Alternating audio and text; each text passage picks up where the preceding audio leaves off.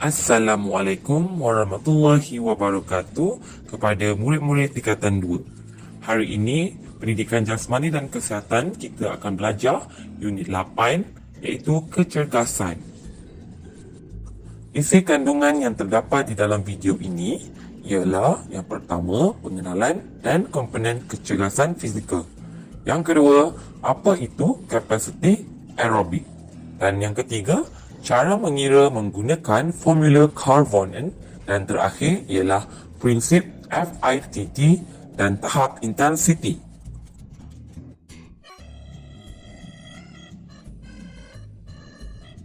Okey, sebagai pengenalan, kecergasan fizikal merupakan kemampuan seseorang melakukan aktiviti tanpa berasa letih serta mempunyai tenaga lebihan untuk melakukan aktiviti lain.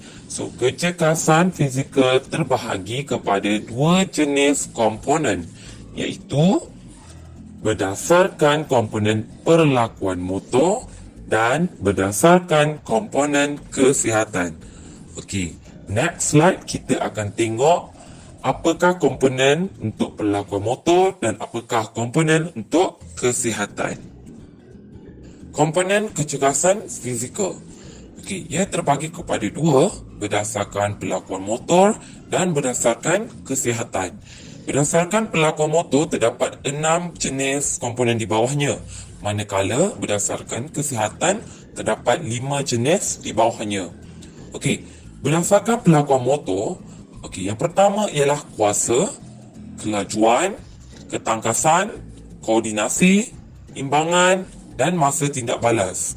Manakala berdasarkan kesihatan, kapasiti aerobik, kelenturan, daya tahan otot, kekuatan otot dan komposisi badan.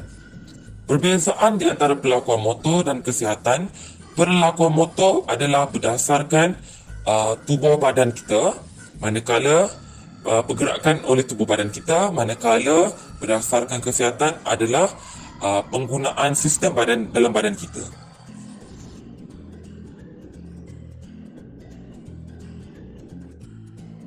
Okey, apa perbezaan di antara sistem aerobik dan kapasiti aerobik? Okey, sistem aerobik ialah keupayaan seseorang melakukan aktiviti fizikal secara berterusan dalam jangka masa yang lama. Manakala kapasiti aerobik ialah merujuk kepada penggunaan oksigen yang tinggi ketika melakukan aktiviti fizikal.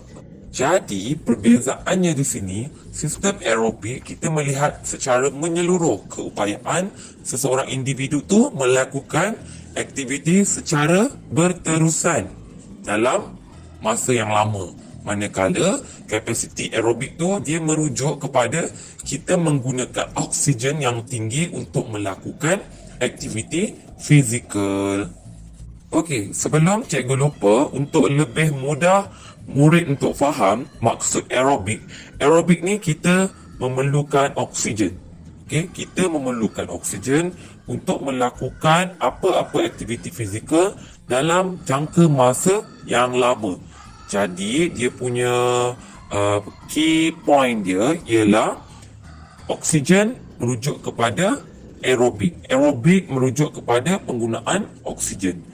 Okey, lagi satu key point dia adalah dalam jangka masa yang lama, melakukan aktiviti dalam jangka masa yang lama. Okey, kita ambil contoh. Okey, contoh larian 100 meter dan juga maraton. Okey, di antara dua aktiviti ini, mana yang lebih memerlukan penggunaan oksigen yang tinggi? Okey, semestinya lah maraton, kerana dia menggunakan oksigen untuk berlari dalam jangka masa yang lama. Sebab apa jangka masa yang lama? Sebabnya berkilometer, banyak kilometer nak lari, nak sampai, berbanding dengan 100 meter yang sekali lari bersup terus sampai. Okey, jadi perbezaan dekat sini kita boleh tengok aerobic capacity ni dia memerlukan oksigen yang tinggi dan juga digunakan dalam jangka masa yang lama berbanding dengan lumba lari 100 meter tu. Okey, di sebelah kanan pula terdapat jadual yang menunjukkan tahap kapasiti aerobik. Okey, di sini kita ada sangat cergas, sederhana dan tidak cergas.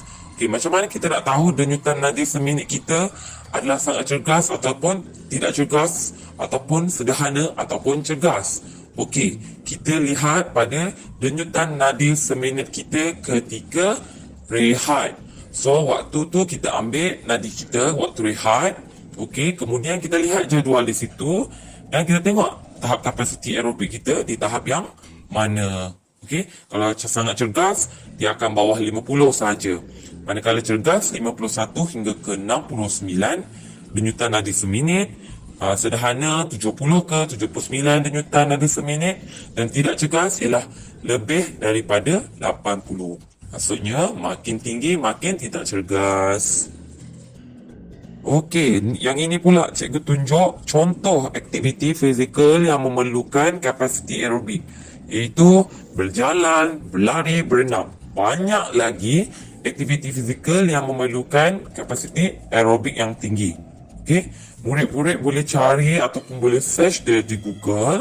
Okey, apa lagi aktiviti yang boleh meningkatkan tahap kapasiti aerobik?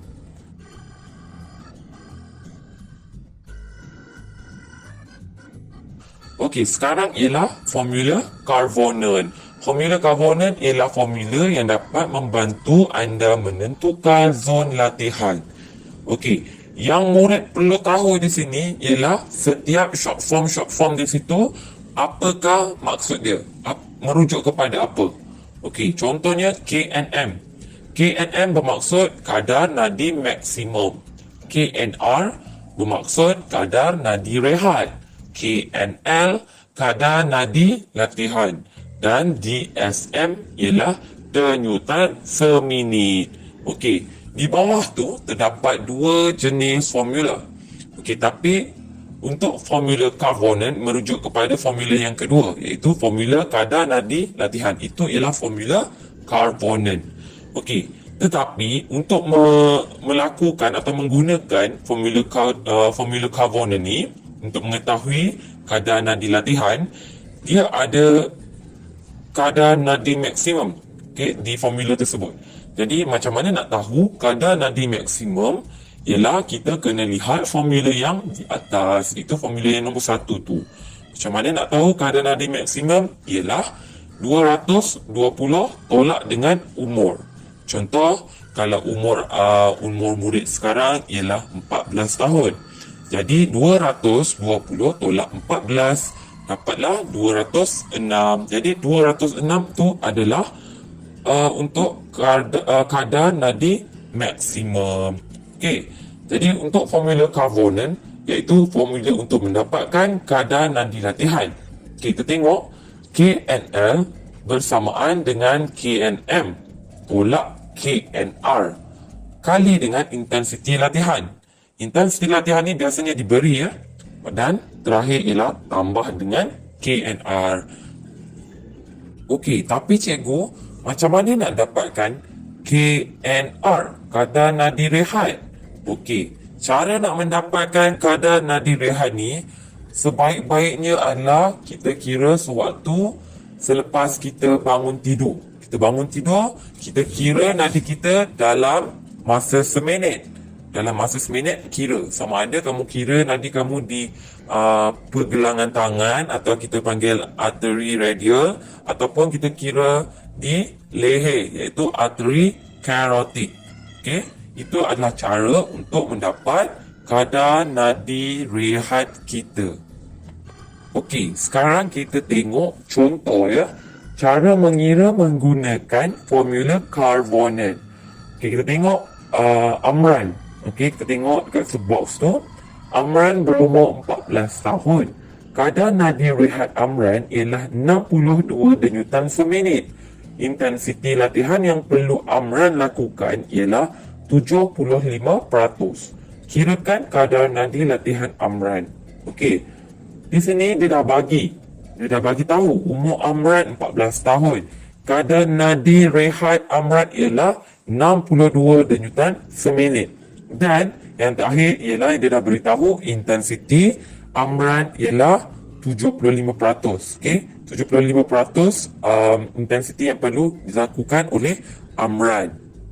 Okey, jadi di sini kita boleh mula mengira. Okey, first kali kita kena tahu formula karonan tu. KNL bersamaan KNM tolak KNR kali intensiti latihan tambah KNR. Okey, so KNL kita nak cari kadar nadi latihan Amran. Okey, jadi Amran berumur 14 tahun. Macam mana kita nak cari kadar nadi maksimum? Iaitu kita gunakan formula yang tadi cikgu beritahu. Okey, iaitu 220 tolak dengan 14 akan jadi 206.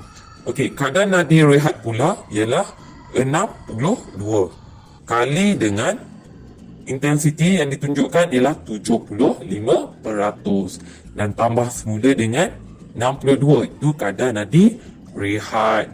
Okey, kemudian kita selesaikan, iaitu 206 tolak 62 dah jadi 144 kali. Ini kita pemudahkan, jadikan dia 75% dan tambah 62. Jadi selesaikan dulu di dalam kurungan, akan dapat 108 dan bawa turun 62 ke bawah. Dan selesaikan yang terakhir akan dapat 170 denyutan seminit. Denyutan seminit iaitu DSM. Okey, jadi di sini Amran punya kadar nadi latihan ialah 170 denyutan seminit. Jika denyutan nadi kurang semasa latihan, ini bermaksud Amran tidak mencapai intensiti latihan yang dikehendaki, dan begitu jugalah sebaliknya. Dia tak capai 170 denyutan nadi seminit, bermaksud dia juga tidak mencapai intensiti kepada 75%.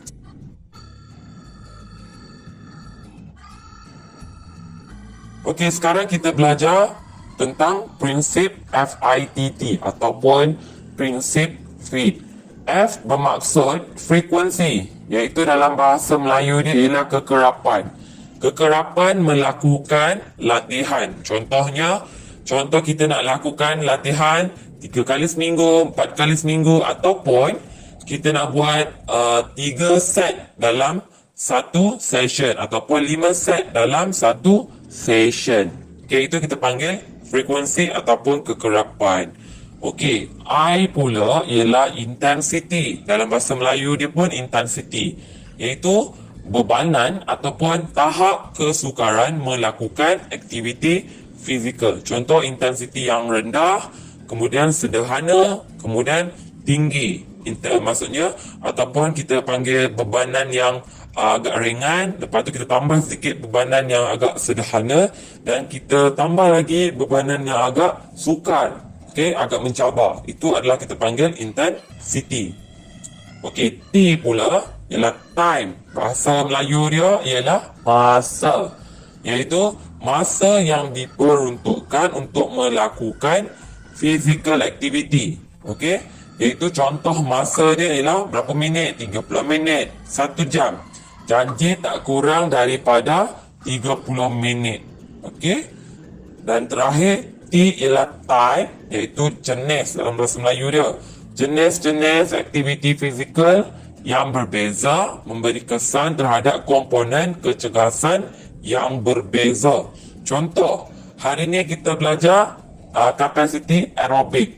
Jadi, kita punya latihan sekarang ni kita menggunakan prinsip FIT, dan jenis latihan ataupun aktiviti yang kita akan guna pakai ialah yang berkaitan yang dapat meningkatkan tahap kapasiti aerobik.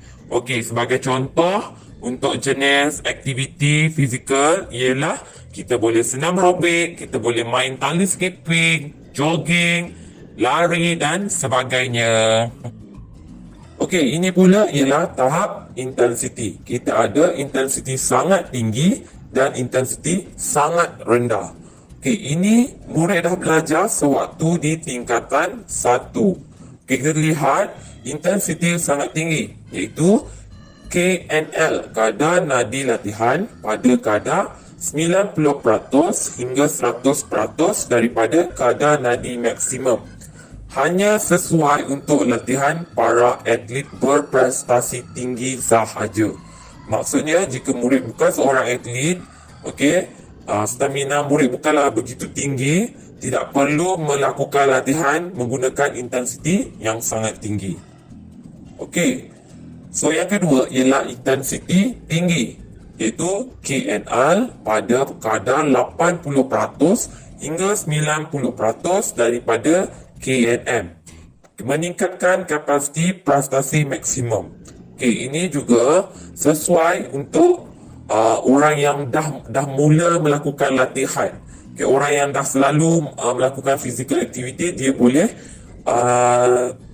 menggunakan intensiti sehingga 80 hingga ke 90%. Tapi kalau baru mula melakukan physical activity, baru nak menceburi bidang-bidang kehidupan sihat, jadi tak perlulah memulakan dengan intensiti yang tinggi. Boleh pingsan. Kita pergi ke intensiti sederhana, KNL pada kadar 70% hingga 80% daripada KNM. Ini adalah meningkatkan tahap kecergasan aerobik.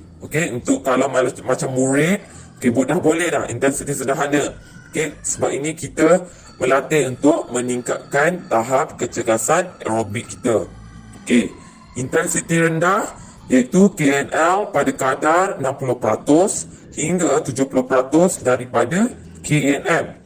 Ini untuk latihan ringkas bertujuan untuk pengurusan berat badan dan pemulihan. So, yang ini sesuailah untuk orang-orang yang nak kuruskan berat badan, dia boleh gunakan intensiti rendah, 60% hingga 70%.